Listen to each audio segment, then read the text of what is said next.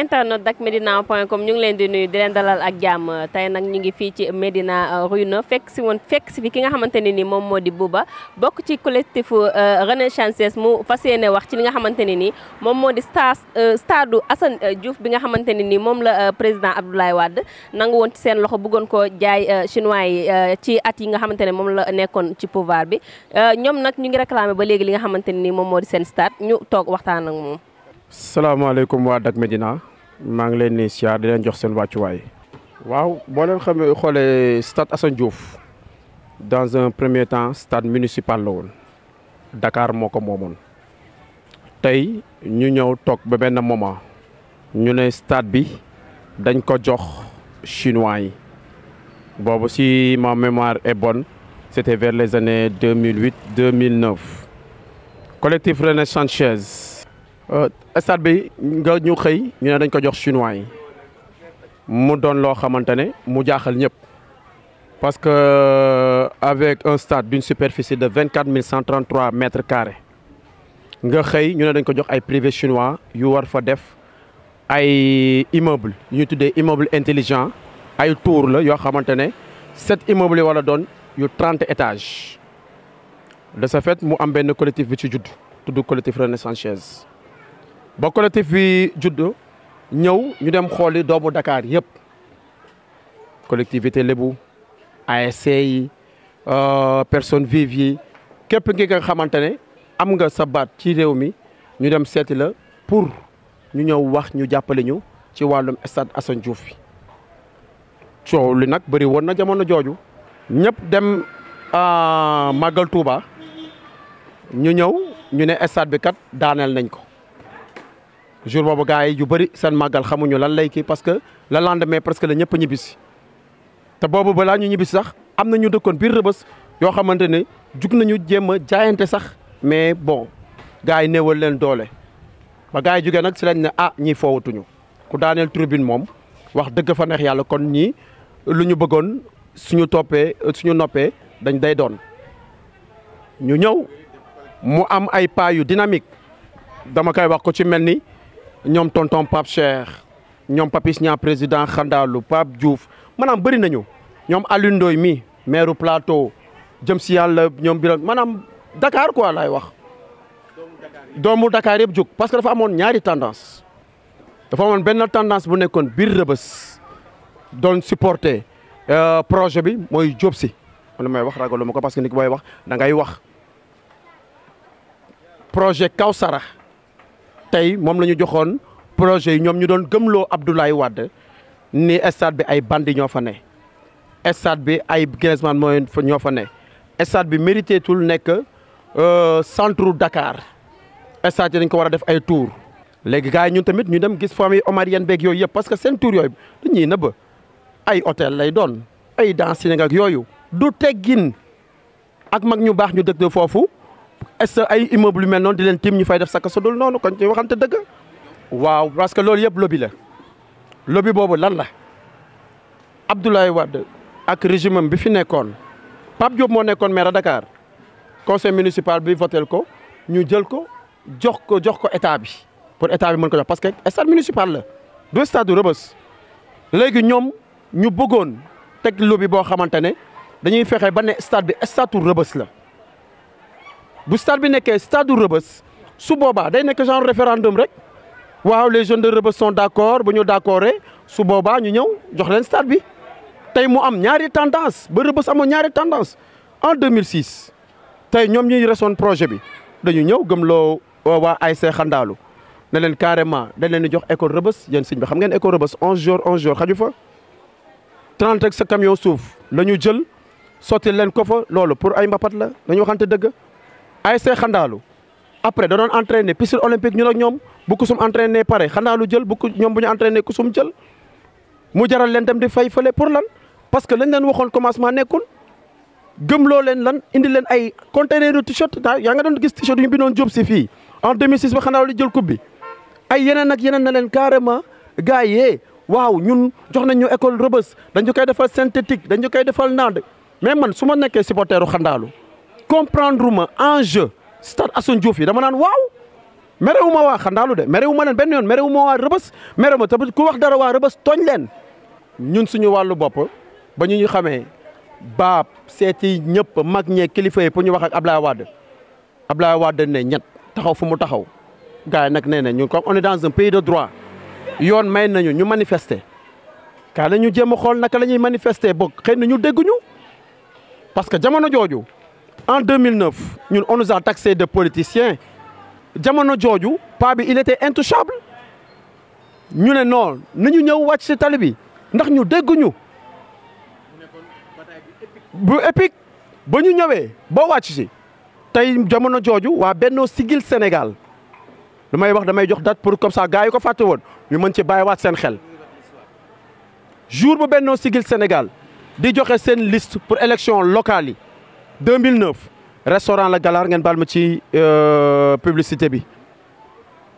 jour boobu moo tombeloon suñu marche bu ñu bëggoon def ci Rue 6 bi Ablaye Wade opposé wu ci indi ñu GMI yu nekk Thiès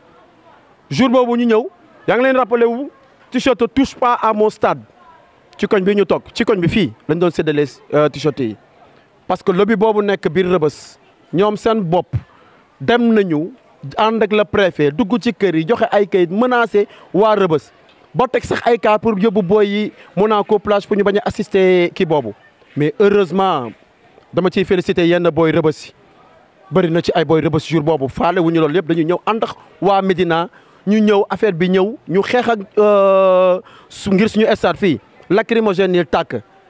am na benn mais yaa ngi fàttali rapport boobu ñu watoon rast yi te mu nekkoon ABC Cheikho rast yoo xam ne mën na 15 ans si lañ ko dagg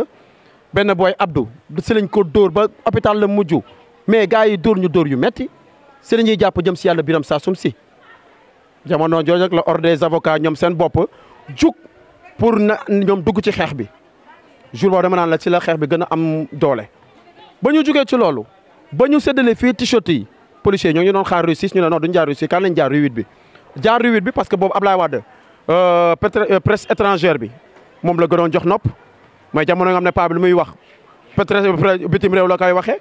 jour boobu Benno Siggil Sénégal doon joxe seen i liste ñu xam ne presse étrangère bi mu ngi suñu biir koñ ñu profité ci loolu dem te def tintamarre bi war ñëw waa CFI TV5 ñooñu fa nekkoon jamono ju tàllal ñu seen micro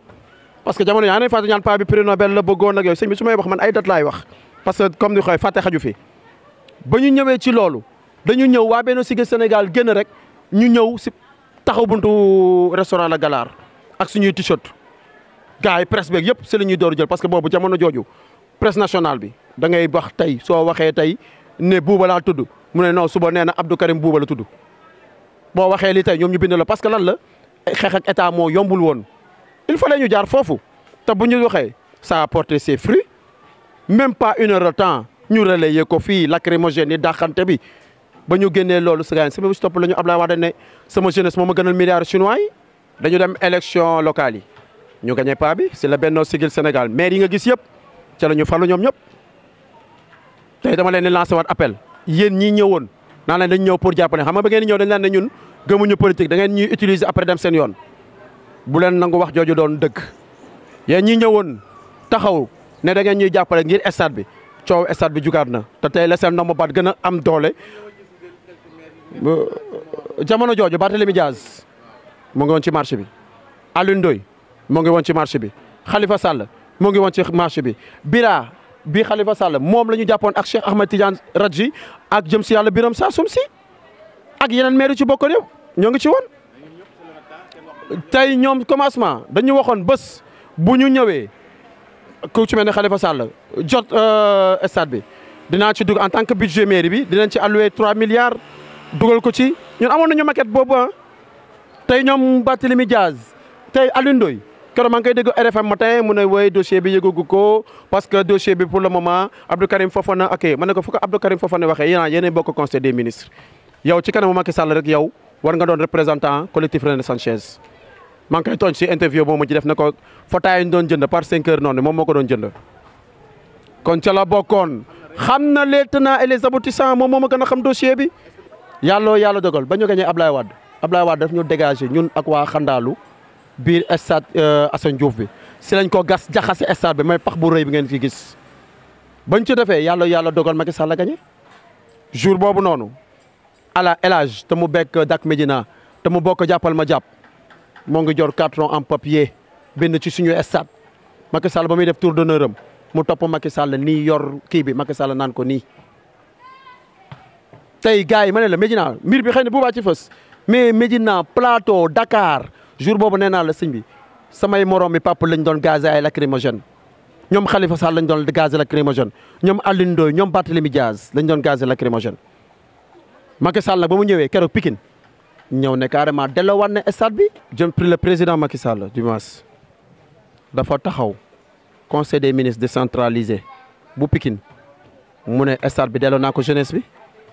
dinaa ci dugal ay milliards pour ñu tabax ko stade waaw sa kilifa bu la waxee loolu sëñ bi da nga koy déglu amatoo loo wax da ngay xaar ñu tabaxal la stade loolu moo taxoon déggatoo woon collectif bi toog parce que da doon xaar ndigalu président ñu jëfe ko sëñ bi ba lundi passé nga jékki-jékki dégg l'observateur communiqué ministre de l'urbanisme monsieur Abdou Karim Fofana ni woy waxtaan naa collectif René Sanchez waxtaan naa famille omarienne stade bi dañ koy diviser en 3 parties fa laay yegg si ñu ñëw ci wàllu boppam ñëw taxaw ñun suñu wàllu bopp affaire bi collectif bi génn ne ñoom effectivement ministre bi recevoir na leen 2 fois benn bi këram benn bi Diamniadio te ba ñu demee dañ ne ko carrément ñoom d'accorduñu ci projet bu mu leen tegal parce que du ñu brader 24 000 mètres carrés ci benn lopin de terre boo xamante ne da leen koy jox nee na en guise de norme FIFA ne ko mbir mi sëñ bi du terrain d'entraînement de sëñ bi terrain d'entraînement la sëñ bi la kii di wax. parce que ñaan dañuy octroyer famille omarienne 3000 mètres carrés yaa ngi dégg chinois yi ñu jox leen le reste sëñ bi di nga yow di nga am sa kër mënoon par exemple 300 mètres carrés ñu ne leen ciy jox 100 mètres carrés nga tabax si sa ñaari néeg benn côté bi ñu jox ko waa mbedd bi beneen bi ñu jox ko li loolu kan ku koy nangu. xel nangu ko qu'on se dise la vérité ñu toog lobby boobu tooy doon xeex ne carrément stade bi nañ ko joxe waa Kawsar ñu def ci ay immeuble stade bi ay bandi ñoo ci nekk stade bi nañ ko jox kii parce que stade bi foofu mérité tout doon stade waaye ñu dégg ku ci mel ni Baba Touré Reubeuss TV def interview moom nee na dafa rencontré le ministre jour bu démolition stade Assane Diouf bi mu wax ak moom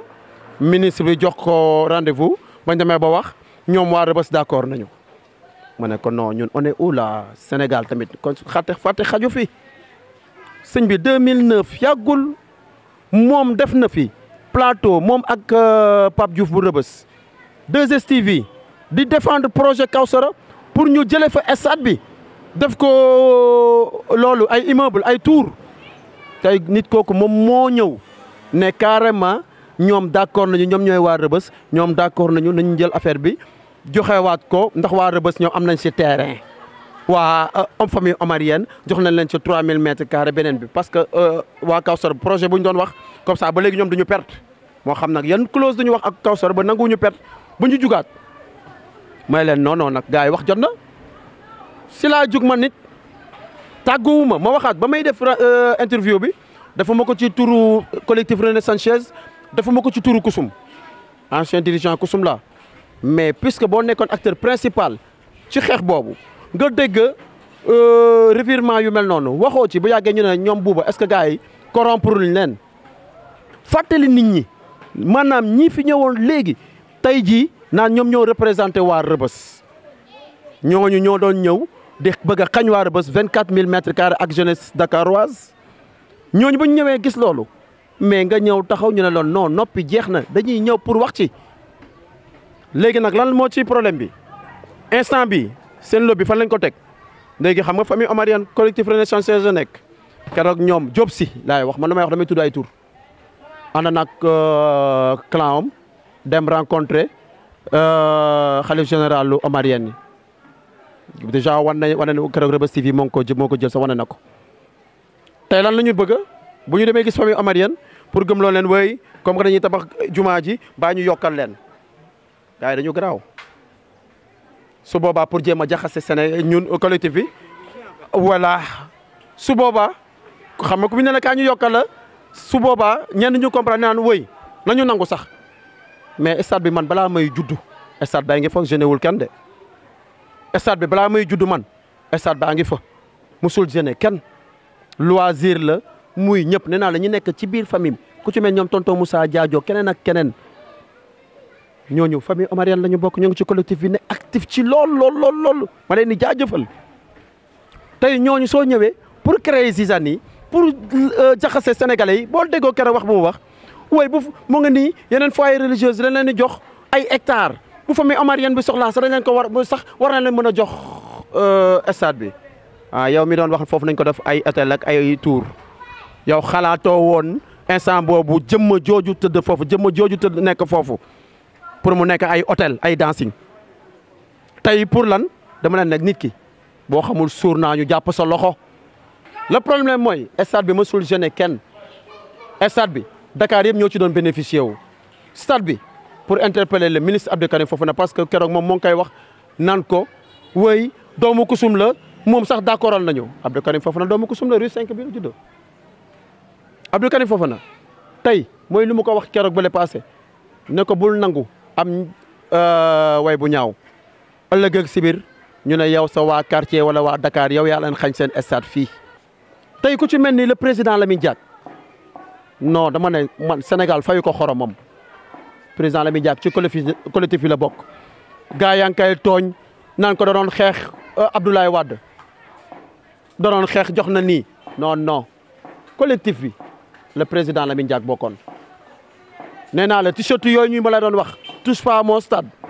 moom la ñu dem gisi mu jox ñu pour ñu defar t-shirt yooyu defe naa loolu mooy kii wam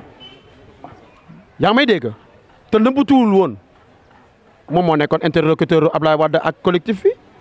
sëñ bi est-ce que xam nga ni centre ville bi amatul te stade bi léegi dañ leen koy jox waa JOJ Jeux olympiques yi ñun terrain déggoo bi nga xamante ne kusum bañ ko dàqee fii sax fa la doon buruxlu nee nañ dafay bokk ci JO day bokk ci terrain bi stade terrain Jaraaf ñoo ngi koy waaj a def synthétique dañ koy privatiser sëñ bi wax ma ban terrain moo desati Médina terrain plateau waxi nopp plateau bu weesoo fële Vanvo sëñ bi fan moo fi am waaw ñun nag sëñ bi loolu code de l'urbanisme moo ko def sax sëñ bi terrain jëm dafa war a am fu nga c'est important quoi mais dama koy wax ngir génération bi sëñ bi Médina plateau avant équipe nationale da nga fa daan gis 2 à 3 joueurs ñu ne la Médina wala plateau la ñu dëkk sëñ bi gisatoo ko amuñu suñu RDG yaa ngi gis booy yi sëñ bi filmel booy yi di filmer football ci mbedd bi ñun ñëppay léegi ci mbedd bi la ñuy football ndax lan ndax dañ ñu xañ stade amatul RDG sëñ bi loolu lu may ñaan mooy stade bi surtout buñ ko def affaire de Rebeuss buñ ko def affaire de Kusum buñ ko def affaire de Xandaalu dañ ko def affaire de Dakar damay woo population dakaroise gars yi may jàkkaarloog yéen di leen woo xeex bi waxuñu ñu ñëw tojante bopp waxuñu ñu ñëw ñu sànni ñu lacrymogène mais xeex bi ñun yoon moo ñu ko may le président Macky Sall moo ñu delloo suñu stade ne def ciy dugal xaalisam gannaaw nag loolu kon ñun on est les ayants droit stade bi musul jeune kenn rendez le stade au Dakarois on en a besoin dañu sonn di ñaanal suñu pap Lamine Diack yàlla génnee ko ci tolof yi mu nekk au nom du collectif au nom de toute la population sénégalaise gars yi wasalaam merci. voilà internaute dakmedina.com lii nag lañ leen indiloon tey fii ci Médina Rue fekkoon si fi ki nga xamante ni moom moo di Bouba dégg ngeen nag li nga xamante ni moom moo la wax mi ngi indexé droit ñi nga xamante ni ñoom ñoo nekk ci pouvoir bi di leen wax aussi ñu delloo leen seen terrain ndax Médina amatuñu fu ñu fubalee jeune Médina yi amatuñu fu ñu defee li nga xamante ne moom moo di seen loisir ñu yaakaar ne nag cri de cœur bi nga xamante ne def na ko ak appel bi nga xamante ni mu ngi koy woo nguur gi pour ñu delloo si leen li nga xamante ni nii moom moo di seen stade pour jeune Médina yi am fu ñuy fubalee nguur gi dinañ ci jot ba muñ leen fajal li nga xamante ni moom moo di seen soxla lii nag lañ leen indiloon tey di leen wax comme niñ leen koy waxee à chaque fois ngeen dem visiter suñu page YouTube bu leen fàtte aussi bés cloche de notification bi nga xamante ni moom moo leen di permettre ngeen di am information yi fi ngeen mënti toll dakmedina.com ñu ngi leen di gërëm ci topp bu ngeen ñu topp jaa ngeen jëf